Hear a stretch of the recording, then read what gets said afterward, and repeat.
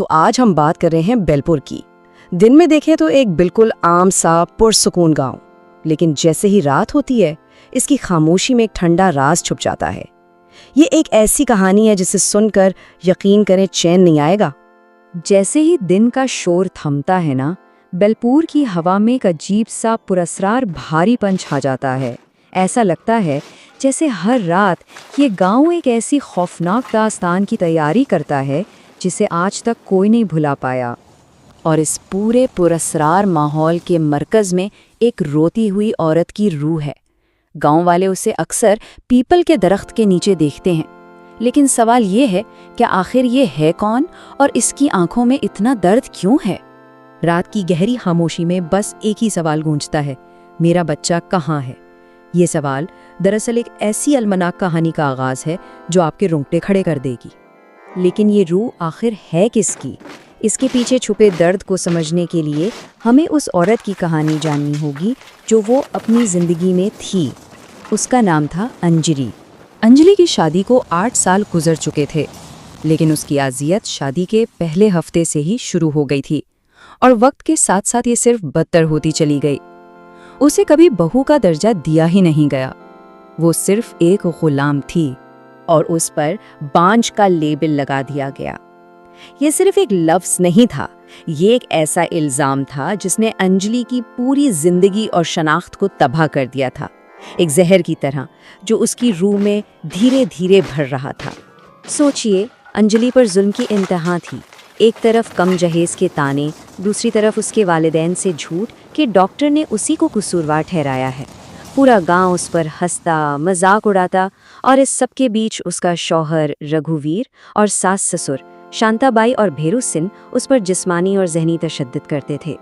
بیچاری انجلی کو بس ایک ہی آسرا تھا کہ شاید ایک بچہ ہونے سے اس کے شوہر کے ظلم رک جائیں گے۔ اور پھر ایک دن امید کی وہ کرن نظر آئی۔ اسے معلوم ہوا کہ وہ ماں بننے والی ہے۔ اس کی خوشی کا کوئی ٹھکانہ نہیں تھا۔ اسے لگا کہ یہ بچہ اس کی نجات کا ذریعہ بنے گا، اس کا نجات دہندہ۔ لیکن یہ تضاد دل دہلا دینے والا ہے۔ ایک طرف انجلی کی معصوم امید تھی، تو دوسری طرف اس کے سسرال کا ایک سفاک منصوبہ۔ وہ اسے صرف ایک وارث کے لیے استعمال کر رہے تھے، اور ان کا ارادہ بچے کی پیدائش کے بعد انجلی کو گھر سے نکال دینے کا تھا۔ اسے کبھی ماں بننے ہی نہیں دینا تھا۔ یہاں سے کہانی ایک انتہائی المناک موڑ لیتی ہے، ایک ایسا موڑ جو انجلی کی زندگی کے خاتمے کا سبب بنتا ہے۔ فضا میں ایک خوفناک احساس بڑھنے لگتا ہے۔ حمل کے دوران بھی اس پر ظلم کم نہیں ہوا۔ اسے جان بوجھ کر بھوکا رکھا جاتا، سخت محنت کروائی جاتی۔ حالت اتنی خراب ہو گئی تھی کہ ڈاکٹر نے صاف کہہ دیا تھا کہ اس کی شدید کمزوری ماں اور بچے دونوں کے لیے جان لیوا ہے، مگر اس کے گھر والوں نے اس وارننگ کو بے دردی سے نظر انداز کر دیا۔ اور پھر وہ دن آیا۔ اس آخری وحشیانہ حملے کا آغاز ایک بہت ہی معمولی بات سے ہوا، ایک ایسا واقعہ جس نے تشدد کو بھڑکا دیا۔ صورتحال بہت تیزی سے بگڑی۔ سسر غصے سے چیخا، پلیٹ پھینک دی، اور پھر نشے میں دھت شوہر رگھوویر لال آنکھیں لیے اس کی طرف بڑھا۔ رگھوویر نے اسے بے دردی سے مارنا اور لاتے مارنا شروع کر دیا۔ انجلی کی آخری التجائیں اپنے لیے نہیں تھیں، بلکہ اپنے پیدا نہ ہونے والے بچے کے لیے تھیں۔ وہ چیختی رہی، بچے کی خاطر رک جاؤ، لیکن کوئی اسے بچانے نہیں آیا۔ اور اس کی موت کے بعد شانتا بائی نے بہت ہی سرد مہری سے ایک منصوبہ بنایا۔ پولیس اور گاؤں سے بچنے کے لیے انہوں نے انجلی کی لاش کو ٹھکانے لگانے اور اس کے وجود کے ہر نشان کو مٹانے کا فیصلہ کیا۔ کوئی جنازہ نہیں، کوئی دعا نہیں۔ لیکن کہتے ہیں نا، کوئی بھی جرم ہمیشہ کے لیے دفن نہیں رہتا۔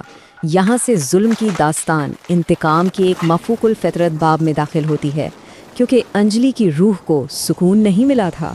3 دن تک مکمل خاموشی چھائی رہی، لیکن تیسری رات ایک چھوٹے بچے کے رونے کی آواز سے آسیب کا آغاز ہوا۔ اس کے بعد ماں فوق الفطرت واقعات بڑھتے ہی گئے۔ کبھی بچے کے رونے کی آوازیں، کبھی گاؤں والوں کا اس کی روح کو دیکھنا، اور پھر بھیرو سنگھ کا وہ خوفناک نظارہ۔ وہ تینوں اپنے ہی جرم اور دہشت کے قیدی بن کر رہ گئے۔ اور پھر وہ آخری خوفناک مقابلہ ہوا۔ ایک بند کمرے میں انجلی کی روح نے براہ راست اپنے قاتلوں کا سامنا کیا۔ اس کے بال ایک غیر فطری ٹھنڈی ہوا میں لہرا رہے تھے جب اس نے اپنا سوال دہرایا۔ ان کی موت کا سبب کوئی ہتھیار نہیں تھا، بلکہ ان کا اپنا خوف تھا۔ دہشت اتنی شدید تھی کہ وہ چیخ بھی نہ سکے۔ صبح جب دروازہ کھولا گیا تو اندر صرف 3 لاشیں تھیں۔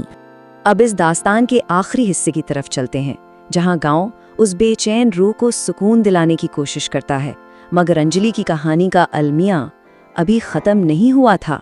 گاؤں والوں نے ایک تانترک یعنی روحانی علم رکھنے والے کو بلایا، جس نے انجلی کی خفیہ قبر کا پتہ لگا لیا۔